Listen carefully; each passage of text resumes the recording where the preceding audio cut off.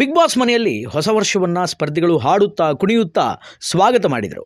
ಇಲ್ಲಿದ್ರೆ ಆನಂದ, ಮನೆಗೆ ಹೋದರೆ ಗೋವಿಂದ ಎನ್ನುವಂತಹ ರ್ಯಾಪ್ ಹಾಡನ್ನು ಹಾಡಿ ರಂಜಿಸಿದರು ಗಿಲ್ಲಿ.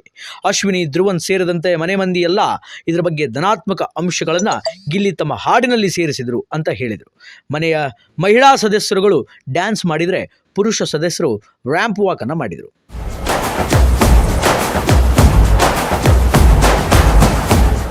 ಗಿಲ್ಲಿ ನಟ ಒಬ್ಬ ಒಳ್ಳೆಯ ಆಶುಕವಿ. ನಿಂತಲ್ಲೇ ಪದಗಳನ್ನು ಜೋಡಿಸಿ ಹಾಸ್ಯದ ಕವಿತೆಯನ್ನು ಕಟ್ಟಿಬಿಡ್ತಾನೆ. ಈ ಹಿಂದೆ ಸಹ ಬಿಗ್ ಬಾಸ್ ಮನೆಯಲ್ಲಿ ತಮ್ಮ ಸ್ಪಾಂಟೇನಿಯಸ್ ಹಾಸ್ಯ ಹಾಗೂ ಆಶುಕವಿತೆಯಿಂದ ಜನರ ಗಮನವನ್ನು ಸೆಳೆದಿದ್ದಾರೆ.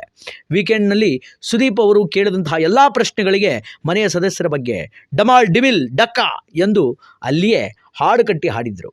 ಗಿಲ್ಲಿಯ ಈ ಪ್ರತಿಭೆ ಸುದೀಪ್ ಅವರಿಗೂ ಕೂಡ ಸಿಕ್ಕಾಪಟ್ಟೆ ಇಷ್ಟ ಆಗಿತ್ತು. ಇದೀಗ ಬಿಗ್ ಬಾಸ್ ಮನೆಯಲ್ಲಿ ಹೊಸ ವರ್ಷದ ಆಚರಣೆ ಮಾಡಲಾಗಿತ್ತು. ಇನ್ನು ಈ ಹೊಸ ವರ್ಷಕ್ಕೆ ಗಿಲ್ಲಿ ಬಿಗ್ ಬಾಸ್ ಮನೆಯ ಬಗ್ಗೆ ರ್ಯಾಪ್ ಸಾಂಗ್ ಅನ್ನ ಹಾಡಿದ್ದಾರೆ.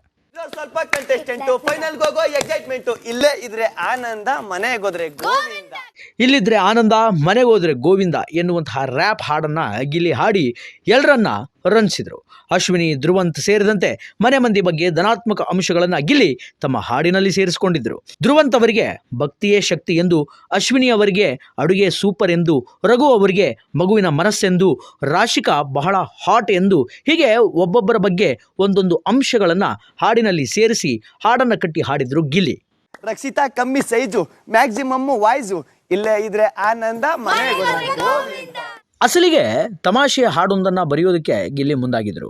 ಆದರೆ ಧ್ರುವಂತ್ ಮಾತ್ರ ಈ ಹಾಡುಗಳಲ್ಲಿ ನನ್ನ ಹೆಸರನ್ನು ತೆಗೆದು ಬಿಡು ಅಂತ ಗಿಲ್ಲಿಗೆ ಹೇಳಿದರು. ಇದೇ ವಿಷಯಕ್ಕೆ ಗಿಲ್ಲಿ ಮತ್ತು ಧ್ರುವಂತ್ ನಡುವೆ ಜಗಳವೂ ಕೂಡ ನಡೆದು ಹೋಯಿತು. ಗಿಲ್ಲಿ ತಮ್ಮನ್ನು ತಾವು ಮೊಟ್ಟೆಕಳ್ಳನೆಂದು ಸಹ ಬರೆದುಕೊಂಡಿದ್ದರು. ಆದರೆ ಧ್ರುವಂತ್ಗೆ ತಮಾಷೆಯನ್ನು ಸಹಿಸಿಕೊಳ್ಳಲಿಕ್ಕೆ ಆಗಲಿಲ್ಲ. ಕೊನೆಗೆ ರಘು ಮತ್ತು ಧನುಷ್ರ ಒತ್ತಾಯದ ಮೇರೆಗೆ ಹಾಡಿನ ಸ್ವರೂಪವನ್ನು ಗಿಲ್ಲಿ ಸಂಪೂರ್ಣವಾಗಿ ಬದಲಾಯಿಸಿದರು.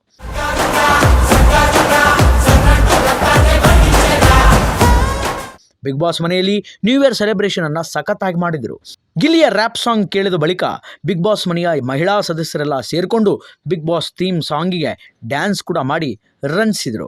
ಬಳಿಕ ಮನೆಯ ಪುರುಷ ಸದಸ್ಯರೆಲ್ಲ ಮಹಿಳೆಯರು ಧರಿಸುವಂತಹ ಹೈ ಹೀಲ್ಸನ್ನು ಧರಿಸಿ ರ್ಯಾಂಪ್ ವಾಕ್ ಮಾಡುವುದು ಮಾತ್ರ ಸಖತ್ತಾಗಿತ್ತು. ಬಿಗ್ ಬಾಸ್ ಹೊಸ ವರ್ಷದ ಹಿನ್ನೆಲೆಯಲ್ಲಿ ಮನೆಯ ಸದಸ್ಯರಿಗೆಲ್ಲ ರುಚಿಯಾದಂತಹ ಊಟವನ್ನು ಕೂಡ ಕಳಿಸ್ಕೊಟ್ಟಿದ್ರು.